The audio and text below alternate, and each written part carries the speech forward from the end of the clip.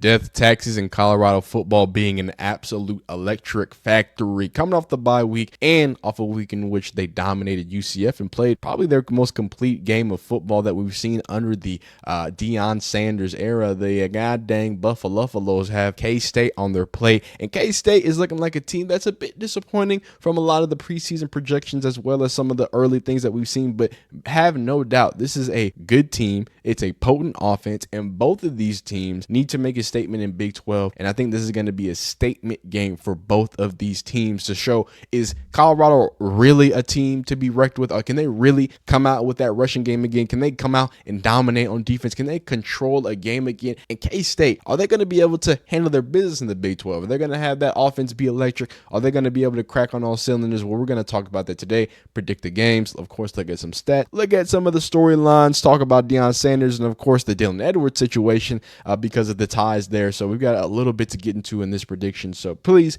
like this video if you like it, dislike this video if you don't like it, subscribe if you enjoy college football content, and let's hop right in it. All right. So first things first, of course, like I talked about with Dylan Edwards, Deion Sanders was asked about Dylan Edwards, and he had some nice things to say. You have the opportunity to play against one of the big contributors last year and a person you've known for a long time in Dylan Edwards. What is it going to be like to face off against Dylan as an opponent? By the way, Dylan Edwards, I believe he coached Dylan Edwards, I believe, in high school or Pee Wee. So this wasn't Deion saying I'm coming. Like, this was a real deal, like a part of the family type thing. But changed their name to the Dylan Edwards. That's what the team is called now, the Dylan Edwards. We ain't playing against Dylan Edwards. We playing against a darn good football team, man. Dylan just happened to be on their team. I love the young man. I love him to life. I really do. And everybody who leaves here in the right manner, as well as just leave, period, I want them to be successful. I have never wished wrongful or bad things on any young man or woman in my life or any of you all. I want you to be successful, and I want you to find your purpose. If you find your purpose and you understand what it is, you won't hate on me. You won't hate on your neighbor, your friend, or your family member. So Dylan made a tremendous choice for he and his family, and I support that 100%. I just hate when guys make those decisions and they leave and they shoot back at us. Cormani, if you going where you're going, you don't shoot back because you're so focused on where you're headed. You ain't got time to turn around and shoot back. So I thank him for not being that guy. And we had some great moments, and he's going to have many more great moments. So I'm proud of him. I just don't want him to perform well against us, but I want him to perform well against every other team. That's fair. I think that's fair. And continuing on, because I think, Coach Prime continues to get like this negative connotation of like when people leave or XYZ. It's like, this is the game of football and the modern game of college football. I think there's going to be transfers. I mean, we know there's going to be transfers. There's going to be a lot of movement. There's going to be a lot of people being upset for even smaller things than even what's being levied against, supposedly Coach Prime in the Colorado Buffaloes. So it's just a weird situation. The way people tried to paint it, where this, Dylan Edwards is supposed to be this enemy or whatnot, when at all times with Dylan Edwards, it was always like, hey, I'm doing this to do this. It's a different vibration. This is how it is in Colorado. I mean, not Colorado, but Deion Sanders has been openly, accepting of him and his decision. Now, people like Cormani McClain might be a different story, but again, just another a wrinkle in the belt. Something to think about, though, because Dylan Edwards is very potent. He already has a punt return for a touchdown, but we shall see. Let's continue on and continue forward, and let's get into some of these facts and figures. So, very, very even, but the people have K-State winning barely at 3.5-point favorites. So, hey, Colorado is an underdog once again. We'll see how they respond to it. And then let's look at these last 5 games. Again, I said that K-State was a little bit underwhelming, but it's only because of that loss to BYU. I think I may need to reframe that and really say that BYU is a lot more impressive than we thought as well. This is what I'm meaning by that statement game, because if they can beat Colorado, this is going to be this goes from looking at BYU and looking at that loss as a problem to then K-State being able to elevate within the Big 12. So this is going to, I think, shore up a lot of things, shore up a lot of questions with Avery Johnson, who already has 4 interceptions to 9 touchdowns. So I just want to see a little more confidence out of these guys in totality and really show that they are the team. Now, beating up on Oklahoma State, I don't know what's going on in Oklahoma State. I have no idea. I don't know where Ollie Gordon is, but that is something. But when you look at the last 5 for Colorado, you see some shakiness. I think you see a lot more shakiness than you see in K-State. So I apologize to my Wildcat fans because when you really look at Colorado, this does not look like an impressive resume, with everything being said. Obviously, UCF just got demolished by Florida, and Florida is not a terrible football team. They're just an embarrassing football team. So when you put all that into perspective, and then you put the perspective that now, as we look at it after bye weeks and stuff like that, now that the dust settles, BYU was looked at as an elite defense, right? I think the way that K-State's path and trajectory is a little different right now. So look at these leaders. Shedeur Sanders with 1,600 yards. Lord have mercy, 14 touchdowns and 3 interceptions. 83 carries for 604 from Mr. Giddens out there for K-State. Them boys are rushing the ball quite well. Augustine for 24 carries and 117 yards. They have not figured out who is that guy. Hopefully we see some more from the Ohio State running back, at least for Colorado State. Colorado's sake. Mr. Bryant, 17 receptions for 277 yards and a touchdown. And somehow the number 1 cornerback is, of course, the leading receiver. 46 receptions, 561 yards for Travis Hunter, and 6 of them things. All right, let's hop on and look at some of the facts and figures for the K-Staters, the dang Wildcatters. All right, points a game, number 49, not terrible, about mid-ish to top mid of the league. Yards a game, number 40, again, top-ish. This is a potent offense. This is an offense that knows how to move the ball quite well. Third down conversion, I don't like it at number 72. That is a definition of right in the middle of the league. Then you got 4th down conversion, which I really don't pay a lot of attention to. But top 30 when it comes to red zone scoring, I think that's going to be very important to get done because Colorado, even if the numbers don't show it, but let's see if they do show it. I love Colorado's red zone defense. They're top 26. They are number 1 when it comes to opponent red zone scoring. Okay, I didn't know they were that good, but I've always been a fan of, even though Colorado's defense has gotten better in totality throughout these weeks, but their total defense was a little rough, except for when it comes to red zone. The way I explained it, because they have so many overly talented players and maybe missing some holes, someone like Bentley, it's easier to play in that box. As one linebacker and being able to make more plays. As someone like Travis Hunter, it's easy with a shortened field to be able to play hash to sideline and really take off a full field. They can be more potent, if you will. So just look out for that, especially with a red zone scorer that is pretty decent, top 30. But again, number 1 when it comes to opponent red zone scoring from Colorado. So that's good to see. For the defensive side, looked like a mid to decent defense. Opponent's points a game, number 48. Opponent's yards a game, number 79. Right, bottom-ish mid.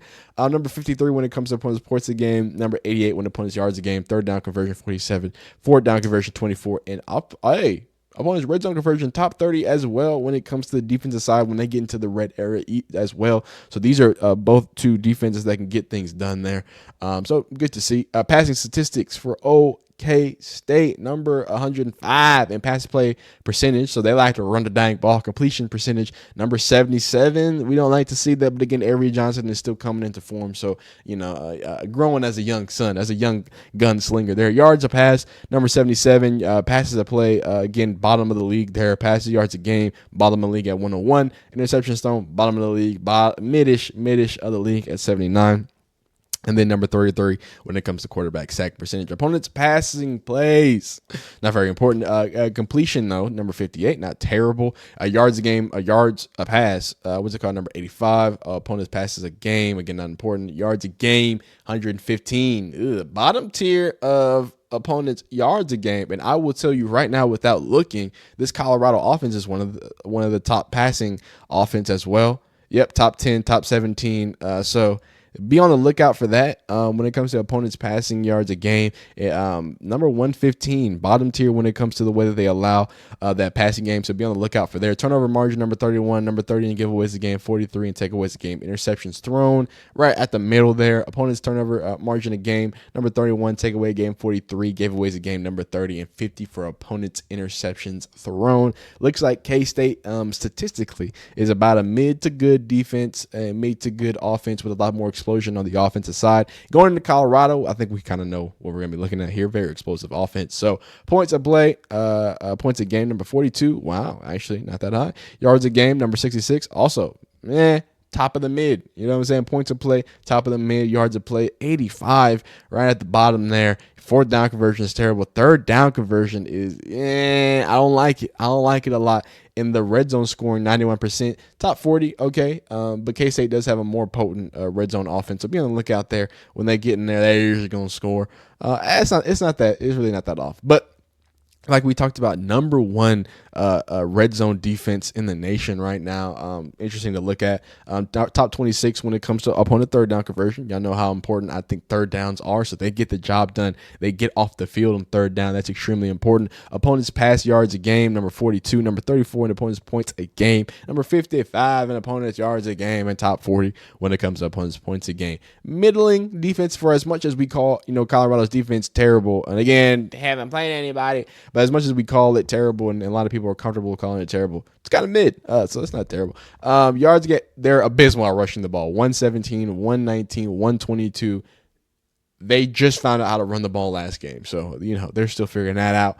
Opponents' yards rushing the game, their rushing defense, which I tend to think is a little better than their pass defense, doesn't look like it because opponents' yards a game, whereas number 60, they're bottom of the league when it comes to rushes a game. But that's not really important. That's just how many times they rush. And opponents' yards a game, number 71, so top of the mid there. They're mid. They're mid when it comes to what's it called, the rushing defense. Passing statistics, again, they're going to like the number 5 in pass play percentage. They throw it every single time. Perfect timing. Completion percentage, top 19, though. Top 20 in the nation when it comes to completion percentage from Shedeur Sanders. Yards of pass, 69.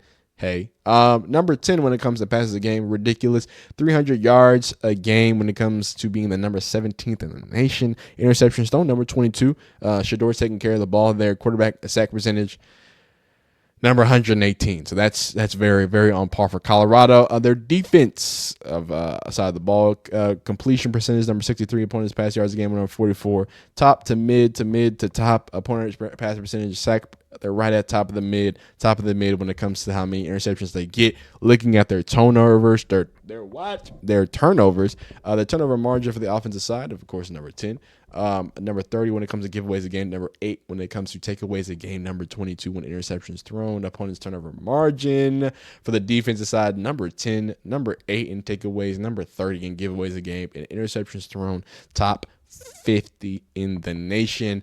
I got Colorado. I really think, man, I believe in energy, and I think it's important that both of these teams are coming off of two commanding wins, right? I think that's important, but I think what these wins mean for each of these teams, I think it means more for Colorado. I think something about being able to have the level of, not maturity, but the level of confidence that Colorado is going to be able to have, and they're at home. And mind you, K-State is only a 3.5 point favorite. I think this is going to be a high scoring affair. Okay, give me like a classic Big 12 barn burning action.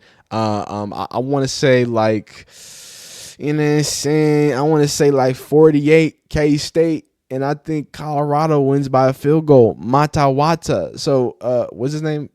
My man Mata, what's it called? Give me 48-51. You know what I'm saying? I don't even know if that's a real score that can be possible. But 48-51, Colorado. I think it's going to be a lot of scoring. I think these defenses are going to start breaking and bending when it comes to the third. I think there's just going to be a lot of explosiveness on the field, and Colorado is going to sneak one in and make it very electric, like they've known to do as they play through like 2 o'clock in the morning over there on that Saturday. So be on the lookout for that. Y'all get in the comments and let me know who y'all have. You have K-State. You have Colorado. I know a lot of Colorado fans going to be loud. A lot of K-State fans are very passionate as well. So y'all let me know if I'm wrong, right, or otherwise. I just think this is something where the little bit of edge of I think that win feeling different, right? This is a K-State team that was supposed to be good, right? And now has its confidence, has its swag back, you know what I'm saying? Feeling nice. That Arizona win, I think they were on top of the world. They were the team. That's so much can change it within a week. Like when they beat Arizona, it was like, oh, K-State is going to run the table. And then they get thrashed by BYU, and everybody's like, they're just bums. And then they dominate Oklahoma State, get that confidence back, get that swagger back. And then the same thing, not same thing, but the swagger back in this and the confidence back in this from the UCF game, definitely I think you can see it, and I think it's going to just allow them to just outlast them just that much for 3 more point win. But y'all get in the comments, let me know who's going to win. Y'all like this video if you like it, dislike if you don't like it, subscribe if you want to join the club. The what?